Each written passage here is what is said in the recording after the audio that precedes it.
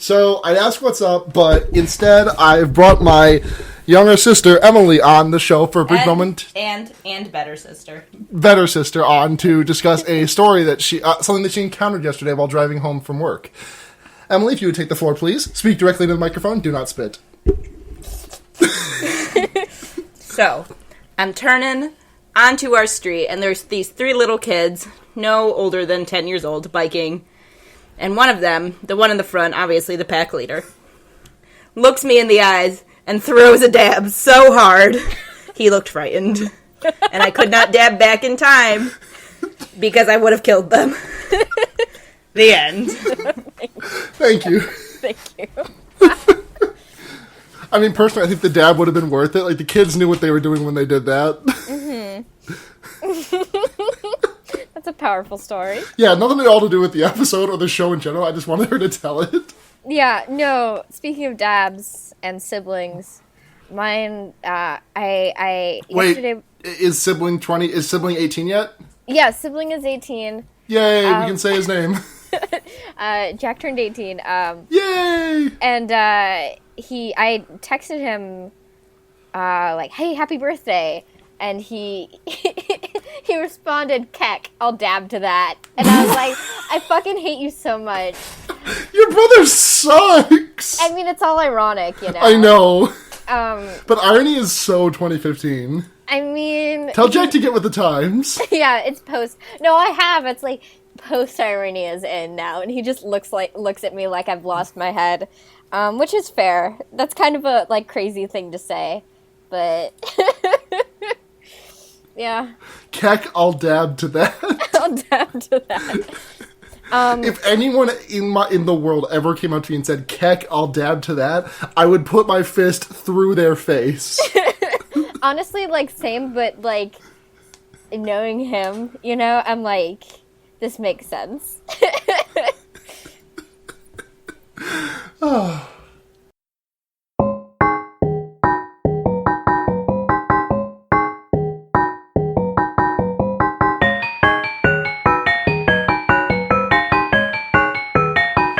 Welcome to Fear Baiting, everyone. Welcome. It's your favorite metatextual exploration of the horror genre that came out before the year 2000. Yay! Unless your favorite is the sequel, in which case that's okay, because I've heard the sequel's good, but I haven't seen it. Or it's your favorite Murder Boyfriends podcast. Murder Boyfriends. Oh, yeah. We'll get into that a little bit later. But, so I didn't ask you before the actual intro, what's up? Oh, okay, one anecdote I have is I work at a gas station. I check out a lot of people every day. Someone came in who I'd never seen before, just covered, like, from head to toe in tattoos. I guess that's fine. I didn't see any Nazi ones, so that was good. But he did have... You remember in Suicide Squad when the Joker, like, when they were advertising it, and he had damage tattooed on his forehead? And, like, Don't tell me he had damage tattooed on his forehead. Yeah, this man... Blair, please don't tell me this man had damage tattooed on his forehead. This man who I sold 3 monsters to. Power move! Maybe that's why he's damaged. He needs the monsters to survive. I mean, to be fair, maybe if you shave back his head, like shave his hair off, it'll above there it says "My liver is." Yeah, no, and then he had damage tattooed on his forehead. In all fairness, we had a 3 for $4 deal. That's not bad. I mean, Monster makes, like, when I come down off of Monster, it feels like I have swallowing takes too much energy, so I stopped doing it a little bit. So Monster is bad, but I mean, I'd buy 3 of them for $4. Yeah, I mean, this is a pretty good deal. Mm-hmm. With tax, it ends up being $4.30 roughly, but you know. That's neither here nor there. them sure is the breaks. Yep, they are. They are breaks. And there they are. So that's what's up with me. Yeah. I've been working. Yeah? Doing job. Mm-hmm. Aren't we all? The human condition. The human condition is doing job. Everyone in my family is working now. Uh-huh. So the house is just empty during the days. Sure, no, I bet. So I feel bad for my dog. Aw. Poor Stinkus. Poor Stinkus. His name is Lincoln, and we just call him. We there is like a not metatext, but like there is a story that has emerged about him smelling bad solely out of the fact that Lincoln rhymes with stinkin'. Okay. Like, just because that rhymes, we have started calling him Stinky Linky, Stinkus, all these kinds of things. Imagine if he could understand what you were saying. Oh, no, I don't want to think about that. Maybe he'd be like, he'd take Stinky as a compliment, you know? 'Cause Do you really think so? maybe. I mean, why would he care about cleanliness other than for his personal comfort? True. Gotcha there. Alright. He's a good dog. I approve of your pup. Yeah. I'll post some pictures on my Twitter. Nice. Hell yeah. Dab. Don't... Hey. Have you seen that video where it's like Justin Bieber in like a Japanese school? Yes. Oh and my god. he's like walking down the hall and he says something in Japanese and then he dabs and says, but he dabs without moving his head and he just says dab. It's I remember the caption on it. Yeah. Something Every like, night thousands of people have really weird dreams about Justin Bieber. So this person managed to record theirs. It's like literally though. Okay. Okay, is there any news? Any news? I mean, not horror or LGBT related, but Baby Driver comes out next week, and I'm excited for that. So some Luna-based news, which I guess could be considered LGBT. I mean, do you not like Edgar Wright? I don't know. I don't know anything about what. You've never seen Hot Fuzz or Shaun of the Dead or fuck. Attack the Okay, Block? yeah. Or Scott Pilgrim versus the World? Yeah, I didn't know he was putting out another movie, so cool. Yeah, no, he's one of my favorite directors, like, by a mile. Yeah, nice. So, that's exciting. Yeah. Exciting news in the world of Luna. Movie. So, alluded to previously, we watched Scream, the 1998 film. I think it was 96. Was it 98? It was 98. Directed by Wes Craven. Wikipedia says 1996, bitch. Really? Yeah. The stream I was watching said 98 on it. Yep, December 18th, 1996 in Los Angeles, and December 20th, 1996 in the rest of the U.S. Oh, what the fuck? Okay, then whatever I was watching was wrong. But... Scream 2 was released in 97. Still, though... Whatever. Hey, isn't it kind of weird that there were 3 Screams in, like, the 90s, and then Scream 4 was, like, 2011? That is weird. Now that you... Yeah, that is weird. I've never seen any of the sequels, because I think the first one has a perfectly, like, encapsulated little story. Yeah, I don't think it needed a sequel, but I've heard the sequel is good, and I'm gonna watch it soon. Yeah, perhaps at some point. But we didn't watch the sequel. No, we watched the original, and I've never seen it before, and I fucking loved it. Like, this is absolutely one of my favorite movies we've ever watched on this podcast. Easily. Yeah, no, I've seen it a couple times before, but it is one of the most fun horror movies out there. Like, I might go and just watch it again tonight. Yeah, it's the entire, like, premise of it is it's like a love letter to, like, yeah, it's horror like movies. The reason that I said everyone's favorite metatextual analysis of horror movies before 2000, fucking piss ass hell. Phone. Who was Phone? Jesus fucking Christ. Okay, so anyways, the reason that I said it was that before 2000 was because Cabin in the Woods is like, this is pretty much the exact same movie as Cabin in the Woods. Yeah, I feel like there was more direct references in this one rather than Cabin. Oh yeah, absolutely. To tropes, you know. Yeah, and I think that, like, Cabin in the Woods really couldn't get away with those references because, like, those back when this movie came out, those references were kind of like fresh. Yeah, fresher, like, at least. We haven't had, like, a Friday the 13th. We had a Friday the 13th in 2010, I want to say, and it wasn't very well received. We had a Halloween revival by Rob Zombie, and I remember I heard those were okay. Never saw them myself. Yeah, me neither. And I've heard that the Nightmare on Elm Street revival was like hot garbage. Oh, it was so bad. I did see it. I saw it because is that a Schlocktober? No, it's like boring bad. Oh, that sucks. Yeah, I saw it because I thought it was I heard Jackie Earle Haley was a good Freddy, but yeah, I don't remember that much about it because I thought it was the original when I was watching it with a group of friends. Wait, you thought how? Like, there's so much. No, because they're named the same thing, and it was just like on TV, and so we were like, just gonna watch it there, you know? Yeah. But I kind of tuned out when I realized, oh, this is a remake and it's not very good. Yeah. But oh, hey, Jared Padalecki was in the Friday the 13th reboot. He fully was. Yeah, he absolutely was. Also, hey, I know I'm jumping around a lot here, but the fact that the director Dick Suckle looked at this movie, like, the fact that one of the people in this movie went on to play Shaggy in the Scooby-Doo movies, and he was not the man named Skeet Ulrich, feels like a cosmic mistake.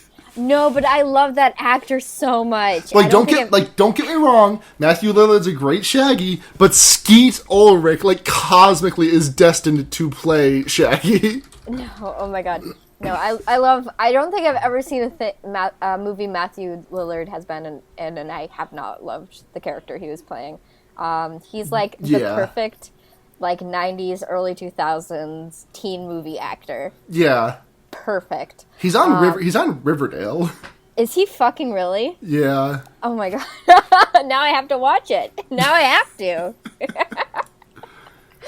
I'm contractually obligated to watch Riverdale now, so fuck you for that. Okay, we need to get into the actual fucking movie. He plays Jughead's dad. Oh no, I kind of don't even want to know what Matthew Lillard looks like. Oh no, wait, sorry, I'm talking about Skeet Ulrich. Oh, Skeet Ulrich does. Yeah. Oh, well. What's Matthew Lillard up to, though? I don't know. When I was streaming this last night, I made a typo, and I started thinking, what if the I in Matthew Lillard's name was an L, so his name was Matthew Lllard? That would be an extreme improvement on his name.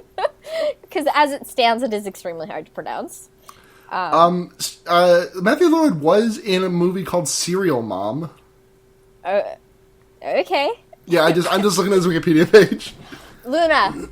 What? We have to talk about the fucking movie we watched. Fine. So, Scream opens on a young Reese Witherspoon. No, not Reese Witherspoon. Drew Barrymore.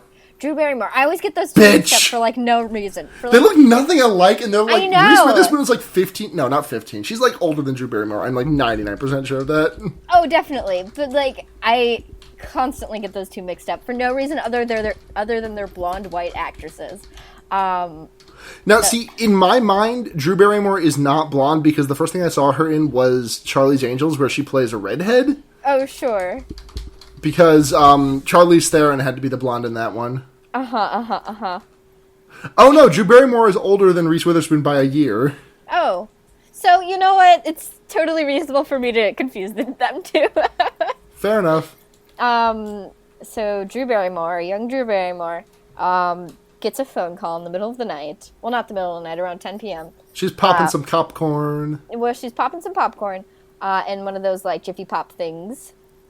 And it's like, oh, wrong number, but I want to talk to you anyway. What's your favorite scary movie? Then they talk about scary movies, and then she's like, well, I'm going to watch this movie, so I'm going to hang up. And then essentially gets threatened. She finds that her boyfriend is being tied up in her, like... Steve! Steve is tied up on her porch. Her popcorn is burning in her house.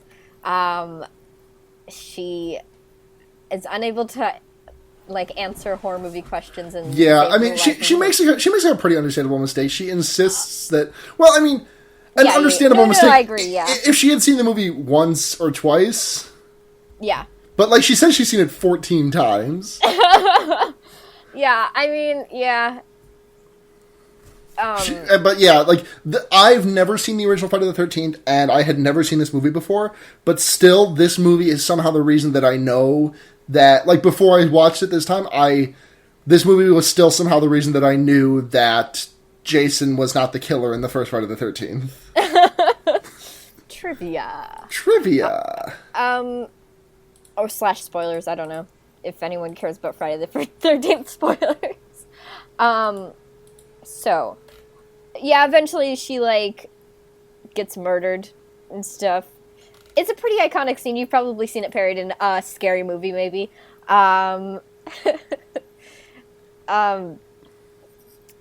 then her parents come home, and she's dead. They find her hanging from the tree with her guts outside. Yep. And then it's like, oh no. Fucked up, to be perfectly honest. Yep. And then the next scene is like a school scene with all these people, like. Yep. And we meet Sydney, we meet Tatum, and my brain almost just accidentally spat out Tupac instead of Tatum. Nope, not quite. I don't know. I think it would have been inspired casting. Could you imagine? Imagine. I mean, Tupac was dead at this point. Yeah. I mean, Tupac was dead at this point, but like, what if it was the hologram that they put him in at Coachella? Also, hey, I know I'm like 6 years late to this, but that was so fucked. Remember that, Blair? Do you remember that? I remember people talking about it. It's so fucked up. Yeah. They just brought a man back from the dead via hologram. Yeah. I mean, it's Coachella, I guess. Yeah, but like, Blair, the man is dead. I mean, unless, hey. What if that was actually Tupac? I don't think it was. I think it probably wasn't. And not actually maybe he's just been hiding in plain sight this whole time, Blair. I think that's probably not correct. I'm just gonna go on a limb here and say. Well, Blair, let's agree to disagree. Maybe not. But yeah, I think if you go back to your previous point, I think that if you take like the name Tatum in any movie, any character named Tatum in a movie, and replace that character with Tupac, you've got a hit. I mean, and also replace Channing Tatum with Tupac. I'm just thinking about. I would watch Magic Mike if it had Tupac and not Channing Tatum. I'm just thinking, like, imagine any movie that's completely the same, except Tupac plays one of the characters, you know? Yeah. Any movie. That's just a thought experiment for everyone at home. Mm-hmm. And yeah, Billy is there. There's a bunch of peripheral characters I don't remember. Well, there's Stu. Stu, who is the titular, the previously aforementioned Matthew Lllard. Yeah. Who is just like, he had to get a fucking stomach pump because of how much scenery he was chewing. Yeah. Oh my god, the last scene with him is so good. It's so good. It's my favorite scene in the fucking movie. It's really good. We've got Randy, who works at the video store. Randy. That sounds about right. And Tatum. Right? Yeah, Tatum, the sister. And I think that's everyone that matters. Yeah. Okay, so... Yeah, so there's, like, chaos around campus because, you know, a girl just died last night.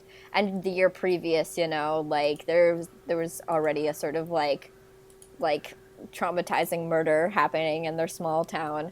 Small town, huge campus for a high school. Yeah, campus. That's like a college-ass campus. I know, I saw it and I was like... And it's not like the school itself was particularly large. It's the, like, space outside. Yeah, like, my college campus was, like, the school, and then plus, like, an extra 100 meters or, like, radius for, like, sports. Campus. Yes. Yeah. My college campus was, like, about as big as the one in this movie. Yeah, no, exactly. Like a full courtyard and everything. At my school, we weren't even let outside unless, like... for, like, no reason, you know? I don't know. Crazy. Absolutely bonkers. Huge. So... what happens? I'm trying to remember the order of events in this movie. Me too. Oh, yeah. Sydney goes home. Right? No. She... Yeah, they bring her in for questioning about these sort of things. Yeah, they bring everyone in for questioning because it's a student at the school that got murdered. Yeah. That got sliced and diced. Yeah, and her boyfriend, so two students, really. Yeah. So they've been Hey, here for questioning. Blair, hold on. I gotta recreate a funny meme that Jesper posted in the chat of my stream last night. Oh, okay. Can you like set me up for one of those "my parents aren't home" meme? Sure.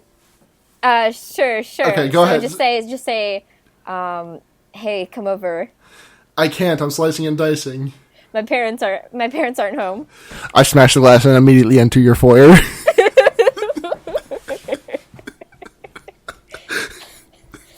Oh my god. ETA on getting Jesper on this fucking podcast. Right, we never did because the mic didn't work for Hellraiser. Oh my god, that's right. Oh my god, yeah, throwback. we need to get Jesper on here. Jesper's so fucking funny. Yeah.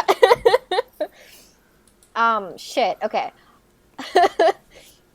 Oh, and this is when we introduce another character who becomes somewhat important. Dewey, which is the cop cousin. I love this guy. Yeah. Or brother? I don't know if he's a cousin or a brother of one of the main characters. Let's find out. I think he's a brother. Of the blonde bitch. I don't remember her name. Is that Tatum? Is she the blonde one? Yeah. Yeah. They're related somehow. Yeah. It's not super important.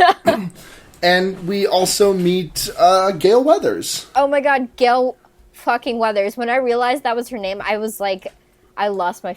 yeah. It's just... Also, like, Courtney Cox is really good in this movie. Oh yeah, no. She... Like, Courtney Cox got absolutely pigeonholed after her time on Friends. Mm-hmm. But she is just a really good actress. Yeah, I mean, yeah. There's no one in this movie who isn't giving, like, one hell of a performance, you know? No, like, this entire movie is just so... Like, all the actors are just in this 100%. Yeah, no, exactly. So Gale Weathers, apparently it was being, like, really tabloidy about...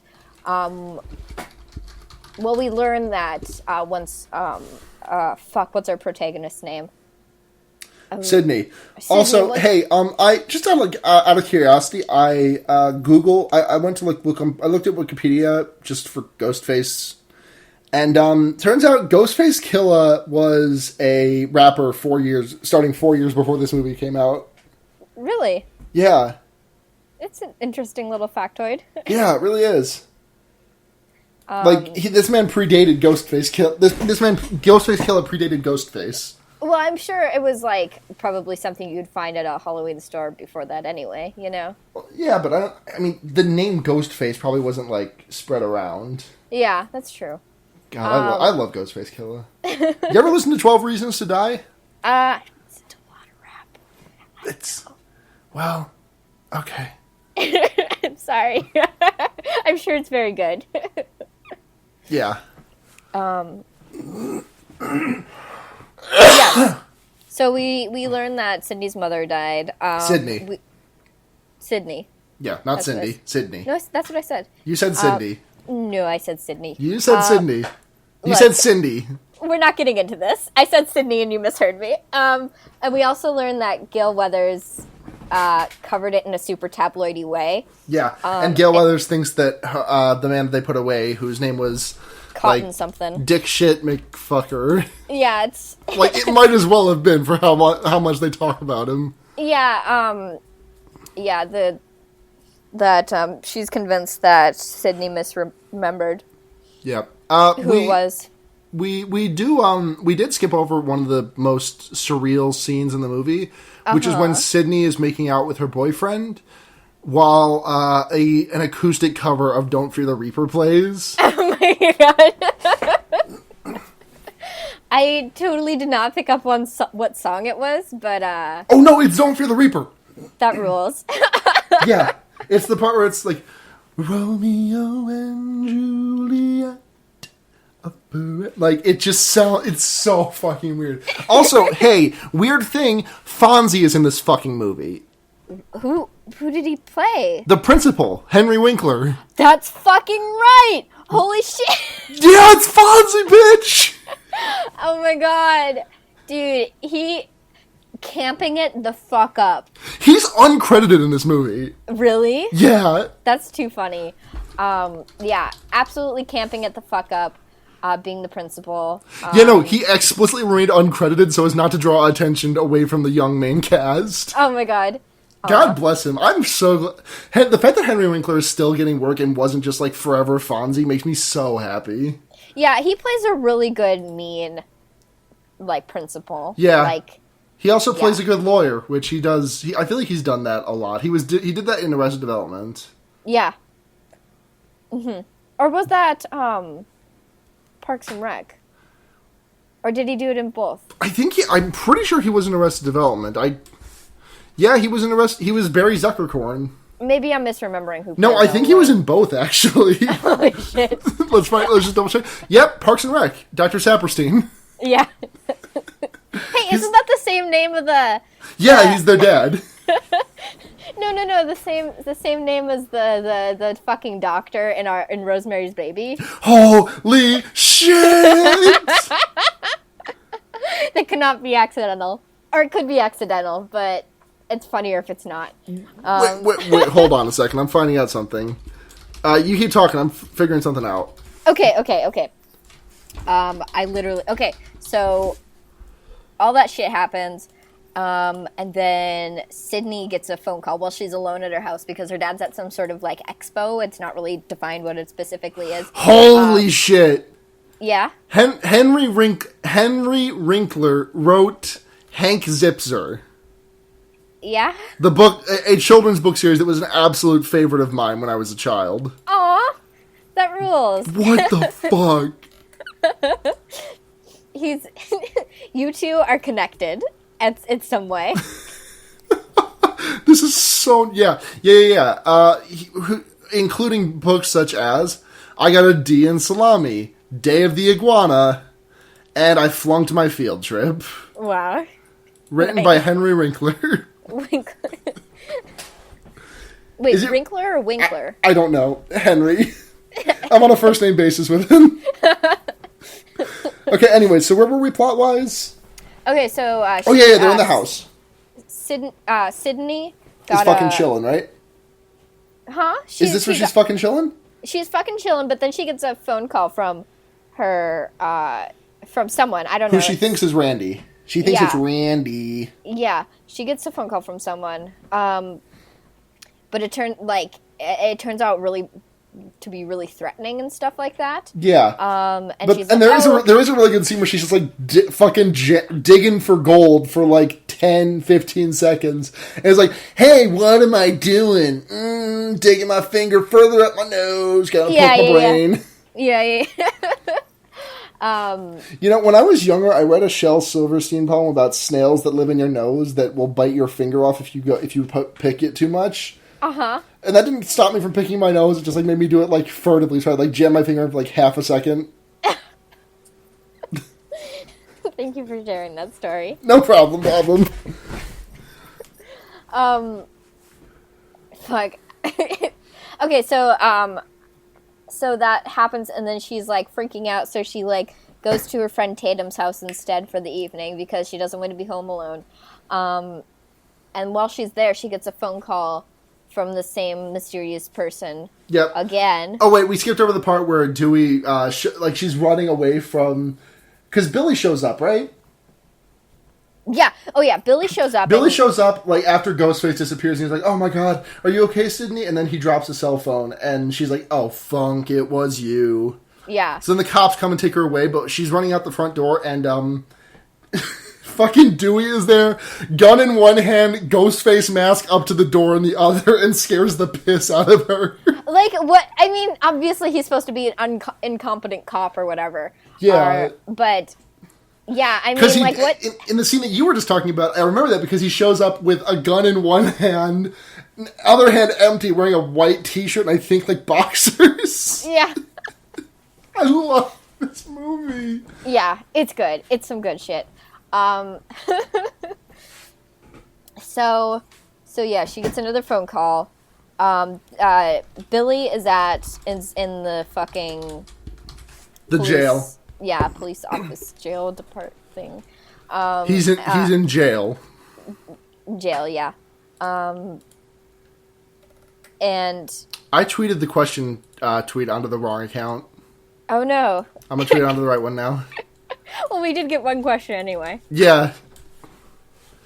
I'm gonna tweet it. What account did you tweet it on? Mine. Oh. My vein. Well, they can't. You know it. You can't win them all. You know it. Sometimes life just be like that. So yeah, Sydney is at Tatum's house. Then she gets a phone call at Tatum's house, and Billy is in jail. So she's like, "Well, it couldn't be Billy because I got a phone call." Well, I was at Tatum. He was. So it's not him. Couldn't be. It's not him. Could be. Who could it be? Not him. Not him. Definitely not, because he had an alibi. And yep. So she apologizes to him at school the next day, and she's just like, "Oh, but it's been so hard since my mom died and whatever." And he's oh like, God. "It's been a year, Sydney. You know, when my mom left, I just got over it." And she's like, "Obviously, those two things aren't the same." And it's like, oh man, the worst. And he's all pissed off because she won't have sex with him, and it's like a bad scene. I just like. Hey, can I talk about something that's been bothering me personally about this movie for a moment? Please, go right ahead. I want Billy to take a fucking shower.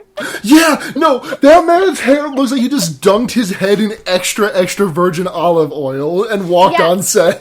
Yeah, it's like, it's just not a good look. No, it's not. Billy is otherwise... a good-looking young man. He looks like Leonardo DiCaprio run through he looks like Leonardo DiCaprio discovered a font of, like, black gold. Yeah. It's kind of a Well, mess. the next thing you know, Leo was a millionaire, and he's covered in oil, and he's on the set of Scream. Hey. He said the Scream is the place I want to be, so he packed up his bags and he went to the set of Scream. Thanks. No problem. Hey, what other podcast gives you these good ass Beverly Hillbillies jokes? Fuck. Shit. But yeah, that man needs a shower. I feel like Beverly Hillbillies wasn't a thing that actually happened. It was just a shared collective fever dream. I feel like I've seen an episode. I feel like it's the information that Beverly Hillbillies exist has just been implanted in my brain, and my brain has just been filling up, the holes ever since, Remember the part where their car had, like, a chair, like, it had just, like, an open top, and there was a rocking chair for the grandma to sit in? Uh-huh. Yeah, like, this isn't a show that actually exists or aired. I'll prove you wrong, but let's go to Wikipedia. The Beverly Hillbillies. And 404. Interesting. The plot thickens. And it looks like my IP is being sent to a deep web hitman because I've discovered too much. Since you have about 30 minutes left to live. Yeah, let's polish this off, and then I'll get strangled by some piano wire. Yeah. Okay. So, what happens next? So, it's not Billy. I think, is this when there's an encounter at the movie video store or whatever? Where... Yeah. Where Randy is like, hey, here's some reasons why I can't be the killer. Because I'm this, X, Y, and Z. Hey, don't you know the rules of horror movies? Yeah, that's essentially his whole thing. He's really, really, really into horror movies, and he knows, like, all of this. He's trying to understand this whole thing through the context of horror movies. I mean, a lot of people are. He's talking to... And I mean, I also want to take a brief second to talk about just, like, how fucking good Wes Craven is and how bummed I am that he's gone now. Yeah. Like, I actually never saw a Wes Craven movie before his death. Uh-huh. And, like, I mean, I never knew him or anything, but, like, I just kind of regret it because he's just so fucking smart. Yeah, no, exactly. The writing in this movie is exceptionally good. So it's a conversation between Randy and the I don't remember any character names. Stu and Randy. are talking about like the rules of the situation. Oh, hey, did you know Wes Craven taught at my college? Yeah, you told me this, and also he Okay. stole the idea of Nightmare on Elm Street from some student film or something like that. Yeah. Yeah. So I think it's Randy who's convinced that Billy is the killer, right? Randy? Yeah, kind of. Yeah. But Stu is like, but maybe it's you who's the killer because you're so obsessed with horror movies, you know? And and you only want to pin it on Billy because because you think you'll have a chance with Sid if Billy breaks up with if Sid breaks up with Billy because he killed someone. I mean, like, how I just don't understand how someone could date a man who showers once a century. It was the 90s. Like, I don't know what to tell you. I feel like half the male population looked like that, probably. Yeah. Yeah.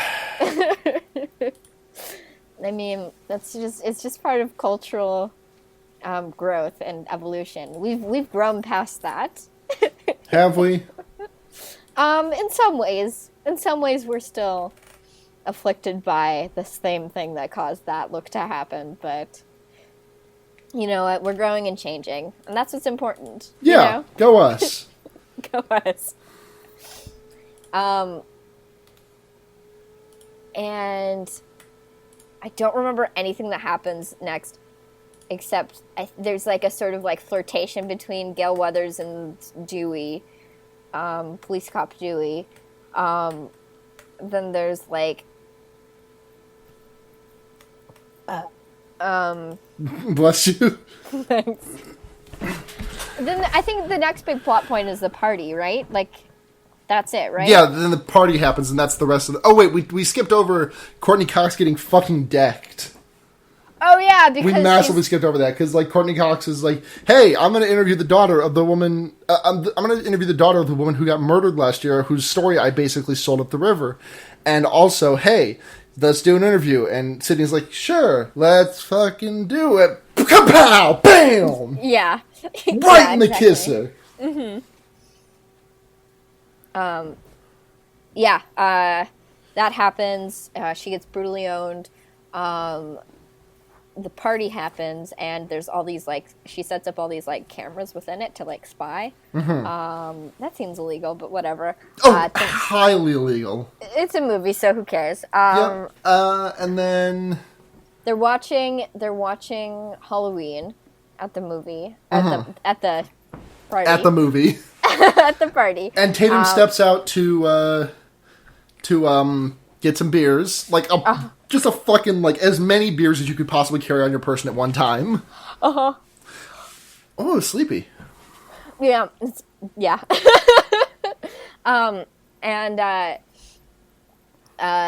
Ghostface, like, the thing is, in this movie, Ghostface gets extremely the shit beaten out of him. Yeah, so Ghostface and it's weird how, like, Ghostface eats shit all the time, and it's weird how neither Billy nor Stu look like they have eaten shit at any point in time in this movie. I mean, maybe the bruises just haven't developed yet, you know? I mean, like, I guess. I mean, the 90s was all about looking kind of tussled, so... Yeah, I guess maybe the oil is strategic. Yeah, exactly. You know, a year ago, he had perfectly clean hair, but now, ever since he's been planning this, he's been oiling it up. He's an oily boy. Or a boily. He's boily. Boil is a horrible word. Hey, remember that thing where fucking in Futurama where Leela gets a boil on her ass and it learns to sing and it's called Susan Boyle? I think you told me that before. No, I think explicitly Brooks told you that before in one of our episodes because he talked about it every chance he can get. I'm pretty sure it's the same episode where Fry gets what is basically an iPod, except for it's spelled EYE pod, and it goes in his eye. I see. And do you get it? iPod? It's commentary. Futurama get iPod? Social commentary, Luna. Do you understand it? Do you get our references? I mean, we can't talk shit about references. This movie is built on references. Also referencing the fucking movie that Wes Craven also directed, which is Nightmare on Elm Street. Nightmare on Yeah. Elm Street, In yeah. the opening scene, someone was like, "I hate Nightmare on Elm Street. Too many sequels." Yeah. And also, there's a point where a janitor named Fred, wearing Freddy's titular, sweater. emblematic, red and green sweater, Yeah. shows up. Yeah. And Henry Winkler yells at him. Yeah, that's pretty fun. I got a kick out of that. No, it's good. Shit. Okay. Who Yeah, played the so, original Freddy? England. Robert England. Wonder if that was... There's no way that was actually Robert England, right? In this movie, Yeah. I didn't look like him, so Yeah, but I'm going to check it out real quick, just in case. Would have been great if he had been. No. I wish he had been. yeah. Are you still researching? Oh, he played the Scarecrow in the new Injustice game. Ooh. That makes sense. Yeah. The Scarecrow in the DC video games is like a lot of like sharp. He's got basically like the Freddy Krueger shit, except for syringes instead of knives. Sure. So. Oh fuck. Okay, so Tatum basically gets trapped in the garage door. Yeah. So that's. Hey, Freddy Krueger was in 3 movies that were called The Final Something. Or Robert Englund, sorry. He was in V, The Final Battle. Which I've never heard of. Me neither. Oh, this is what that late 2000s show with Morena Baccarin was based on. Which I only know about because I religiously followed everyone who was in Firefly for like 5 years on Twitter. He was in Freddy's Dead, The Final Nightmare, and he was in Lake Placid, The Final Chapter. Wow. I'm going to show you this poster for Lake Placid, The Final Chapter, because it is something out of a first semester, first week Photoshop class. I cannot wait to see it. Oh my. It is literally just like pinup girl turned sideways, stuck into the mouth of like an alligator or crocodile. I know nothing about these sort of reptilian creatures. It doesn't even look like she's like struggling or anything. Just looks like she's posing. It's extremely good. Yeah.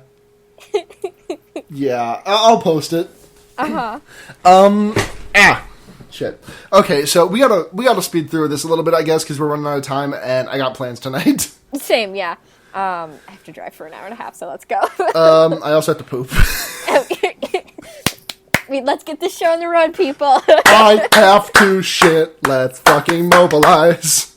Okay, so basically the climax. Okay, so the climax of this movie is 45 minutes long, and it's incredible. Oh yeah, fucking Ghostface gets his shit ridiculously kicked, but then he manages to kill Tatum by crushing her head, by getting her stuck in a cat door, and then crushing her head with the garage door opener. Yeah, exactly. Which is an incredibly good kill. Yeah, I mean, it's some fucking Final Destination shit for real.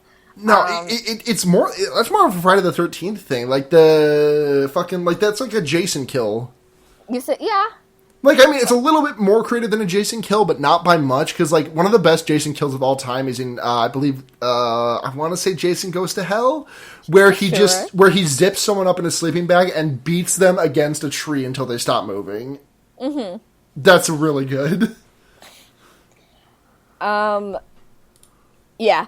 So I just want to talk about the final scenes of this movie because the tertiary details don't matter too much. Yeah. So it turns out that everyone bites it except for Sydney, Gail, Randy, Stu, and Billy, and Sydney's dad. Yeah, Sydney's dad's still kicking. Yep. I don't think we've mentioned it before this point in the podcast. Oh, I mentioned he went to an expo or whatever. And he was also a prime suspect, and they try and frame him for it. Because he's been missing this whole time. Because turns out Billy and Stu are both Ghostface. Yeah. So Billy and Stu both Ghostface. Both face. Covered in, like, blood, both real and fake. Like, fully, like, murder boyfriending it up. Because they were, like, practically snuggling earlier in the movie. Yeah. Like, with how close they were to one another. Yeah. And then they start stabbing each other, which, I mean, it couldn't be more homoerotic if they pulled down their pants and literally one of them put their dick in the other. Yeah, exactly. Like, that would legitimately be less gay than what was happening in this scene. So, yeah, because, they both admit to killing, Sydney's mom earlier, like, the year before, and now they're, like, tying it all together in a perfect bow by killing Sydney and her dad and framing her dad for it all. And the two of them are going to get out barely wounded, or just barely alive, but wounded and stuff like that. And all because, well, first Billy is like, I don't have a motive. It's scarier if I don't have a motive. But I hate your mom because she fucked my dad and my mom left. So, and that's somehow her fault. And also yours. So everyone dies. And it's like, okay. Okay, man. I mean, if you say so. It's like that Casey Green comment that's just 2 pounds, the guy crossed arms. I guess. Yeah, you're right. Sure, I mean that's about as good as having no motive, you know? Yeah, and then fucking Gail shows up and is like, hey, fuckers, I've got a gun. And then they're like, they do that classic thing of safety's on, motherfucker. Yeah, exactly. And then they beat the shit out of her, and then she comes back later. Yeah, but this whole time, like, Billy, like, stabbed Stu, like, too deep. So he's like, bleeding I'm out. fucking dying, man. I feel dizzy and shit. There's such a good line because Stu is like, because Sydney manages to get away and calls them and steals their voice modulator thing. Uh-huh. And they're like, hey. And she's like, hey, I called the fucking cops. And Stu's like, did you really call the cops? My mom's gonna be so mad.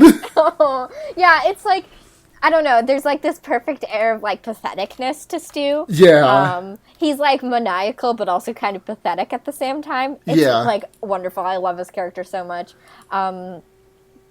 And Billy is like too big-headed for the whole thing. It's just great. It's just great. I'm so obsessed with it. So eventually they both end up dying. Gail Weathers like kills one of them in self-defense, and Billy essentially just bleeds out, or Stu essentially just bleeds out. And then and it's like a bright and shiny day after the bloodbath, essentially. Yep, and then the movie ends with Gail Weathers reporting, and a banging song plays. Yeah. And it goes the fuck off. It's a good-ass movie. It's a good fucking movie. Yeah. On a scale of 0 to 5, what? Scale of 0 to 5... Psychopaths made more creative by movies? I mean, that's a bit too specific, isn't it? I don't know. I hear that line all the damn time, and it's because We Hate Movies has, like, a dubstep remix that they play during their October episodes that has that quote in it among a bunch of other classic horror quotes. Like, other favorites of mine, like, it's Halloween, I guess everyone's entitled to one good scare, you know, what an excellent day for an exorcism. How about on a scale of 1 to 5, Murder Boyfriends? On a scale of 1 to 5 Murder Boyfriends, this movie gets a full 5, like, hands down. Yeah, exactly, agreed. Like, I mean, I think this is, like, where a lot of times I give caveats, like Final Destination 3, not a good movie, but a fucking fun movie. And then there's, like, other movies where it's, like, really, really good, but not fun. Like, that's how I'm going to review, spoiler, that's how I'm going to review It Comes at Night when we do it. Yeah. But, like, this is a really good fusion, because this is really fucking funny and really fucking fun, but also so smart. And it's done by one of the smartest men who ever made horror movies, Wes Craven. Like, if you, like me, are a dumbass who have not seen this movie yet, just go fucking watch it. It's so good. Yeah. No, exactly. Like, it's so rare that a movie that is almost 2 hours long manages to keep my attention the entire time. Yeah. No, it's a fun-ass movie. It's great to watch with friends. I remember the first time I watched it with a group of friends, and it was amazing. Mm-hmm. Yeah. No. It's good shit. 5 out of 5. Yep. So, we had a couple of questions. Okay. First question from Twitter user Grenemlin. Mm-hmm. On a scale of my brother to me, how gay would you rate it? 4 stars. 4 stars. Yeah. Yeah. 4 stars out of 5 gay. Out of 5 gay? I think that I don't think there was enough explored romantic tension between Tatum and Sydney. Yeah. Yeah. But that aside, 4 gay. 4 gay. Yeah. I mean, they have a sleepover, essentially. But, yeah, but not gay. Not gay. So, yeah. Could be gayer, but still, a fun romp. A fun gay romp. Twitter user Sprite_Pepsi. Did it make either of you scream, or has this movie falsely advertised to me like the never-ending story? A, extremely good question. B, did not scream. I don't think I've ever screamed at a horror movie before. I actually screamed a little bit at It Comes at Night. I mean... my recommendation this week, again, by the way, folks, is It Comes at Night. That movie is... Well, I mean, that's not my actual recommendation, but I would recommend going to watch it before you listen to our next episode. Uh-huh. Well, maybe next episode. I don't know when we might do. We're going to do it. I don't know when it's going to be though. Yeah. One more question from God Tier Giraffe on Twitter. Mm-hmm. Why'd all them girls crawl through all them holes in the Scream movie? The people want to know. I mean, sometimes you just gotta. I guess. I mean, ask. Ask Wes Craven. Reanimate him, please. Break out a Ouija board. Ask Wes Craven. Ouija. Remember that one? Yeah, I do. Remember that one, Luna. We actually have another question. Oh? So, do you remember when we did the autopsy of Jane Doe and we explicitly said, don't at us when we were wrong about corsets? Yeah. My friend Saf is a costume/cosplay expert who deals with corsets a lot. Sure. And Saf just, DM'd me the other day and was like, hey, you guys are super wrong about corsets, but I don't want to be that fucking asshole. And then I was like, oh, please be that asshole. So we have an email. Mm-hmm. Hey guys, Saf here. In your episode about the autopsy of Jane Doe, a movie I haven't seen, you talk about corsets and say that you don't know and don't want to be corrected, but I'm going to anyways. So corsets were invented in 1700s France, but there were things that were basically corsets before that were around since the Renaissance. If I recall correctly, they weren't really waist-training corsets, though. They were just kind of meant to make your body have a certain shape.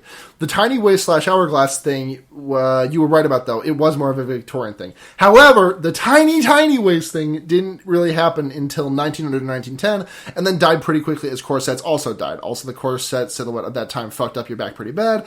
But I've also heard that might also be a myth. Though, I just looked it up, and the Salem witch trials happened in 1878, so it being a Victorian thing is actually accurate. I'd love to say more, but my break is ending by thank you from Sephronian Cosplay / Emma Kaufman Costumes. Yeah. Also, anyone who's listened to the podcast probably saw that incredible cosplay of the Touch the Skyrim character.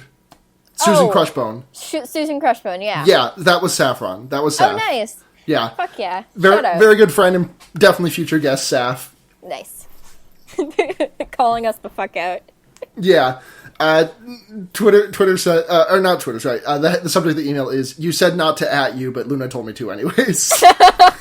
The blame's on you, Luna. I'm holding you accountable for this one. And that's questions. That's questions. So, recommendations. I got mine. You got yours? I have no idea. Okay. We'll see. My recommendation this week is a webcomic that I got into recently by someone who I've followed for over a year on both Twitter and Tumblr. It's the webcomic A Ghost Story. Oh, sure. It's this really good, horror comedy webcomic about, a pair of fucking deadbeats who are basically bargain bin Ghostbusters. Mm-hmm. It's very funny, and the art's great, and I regret not reading it before now. So yeah, A Ghost Story, which is just aghoststorycomic.com. Yeah, okay. I'm gonna level with y'all. Sometimes people ask me what I like to do for fun, and I don't really know how to answer them, because all I've been doing recently is playing Minecraft and re-listening to Friends at the Table. And I can't really recommend Friends at the Table again, because there is a zero chance that one of us has not already recommended it. So I'm, left with, nothing to, provide for you guys. What's an old movie you like, Blair? Come on. Okay, well, a while ago, I rewatched MirrorMask, which is a movie based off of a Neil Gaiman's book, I think. That was really fucking weird and kind of like surreal to rewatch, just because it was like such a like nostalgic thing for me in my youth. But it was kind of bizarre. Actually, we got another question on Twitter. Sorry to interrupt. No, go for it. But anyway, I'll just say that's my recommendation. Yeah. I guess go watch MirrorMask. It's kind of weird. Twitter user @LinusClaw says, do you think the parody has aged well? Like, the idea of outlining horror movie tropes was pretty novel and original at the time, but nowadays everyone is very aware of film tropes and trends in general, so Scream's focus on that might seem hackney and dull today. I was kind of curious about that myself as well going in, because, like, this had already been, like, done in Cabin in the Woods, which I saw before this. Like, I say already, like, this came out after Cabin. But anyways, Cabin in the Woods had already kind of opened my eyes to this, but, like, this is just, it still holds up so fucking well. Like, you need a bit of a cursory knowledge of the time to really get the full enjoyment, but, like, if you're a fan of the genre, you know what they're referencing. Yeah, I think the reason why this holds up well is because if you're watching it, you're kind of watching it within the context it was made, I feel. Yeah, definitely. Like, so, like, I mean, like, I wouldn't have understood the Jerry Lewis reference without the subtitles telling me it was a Jerry Lewis reference. Yeah. So I don't know. I feel like, and there's just a level of sincerity to this movie, because it's like, I mean, it is parody in some respects, but it's also very sincere parody. I feel like it's parody coming from a place of love. Yeah. So, yeah, I feel it holds up despite the fact that these sort of, like, things are really popular and kind of overdone. If this movie came out today, I do not think it would do very well. But I mean, Cabin in the Woods did it. I mean, Cabin in the Woods did it, but in a post-Cabin in the Woods world, I don't think this movie would do very well. Maybe in, like, 10 years. Maybe. And then also, Linus Claus wants to know, do you think hyper-pop culture has poisoned our ability to enjoy films that deconstruct pop culture, or was Scream never really that subtle? I didn't feel it was very subtle, but I didn't think it was trying to be subtle. Yeah, Scream never... It didn't feel like Scream was trying to be subtle. Yeah. Just my onion, but... Yeah. I don't know. I don't think there's anything wrong with movies, pop culture, trying to deconstruct pop culture. I think it's fun. Mm-hmm. If it's done well. If it's done well from a place of, like, affection. Because when it's just animosity, it just kind of gets boring, you know? Mm-hmm. So, yeah. Opinions. So that's movie. That's movie. Podcast. We did it. So, clean up. 3 minutes away from getting killed by a deep web assassin, so let's wrap this show up. Let's fucking... So, fearbaiting on Tumblr, fearbaiting.tumblr.com, fearbaiting@gmail.com, @fearbaiting on Twitter. Patreon, if you want to support the show, completely not a necessity whatsoever. We already have definitely enough money to host this and our other show, The Wonder Years. But if you want to throw a buck or two our way, we can do that. By the time this episode goes up, I'm saying this now so that we are committing to it, we will have a straw poll up for donors that you can vote on the movie that we watch, not next week, but the week after that. Yep. And, you know, there's a whole bunch of donation rewards. You can make us say dumb shit. Yep. As if we don't say enough of that already.